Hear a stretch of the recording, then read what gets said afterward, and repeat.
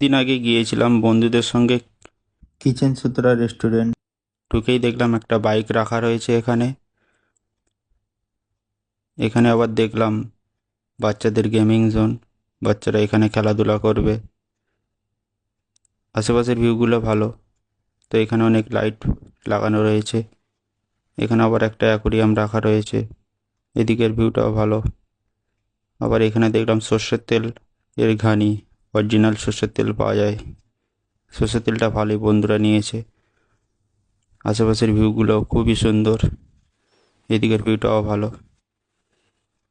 তারপরে আমরা অর্ডার করে দিলাম বসেই মোমো। মোমো খেতেই গিয়েছিলাম মোমো খেয়েই বেরিয়ে পড়বো। এখানে মোমোটা খুবই সুন্দর।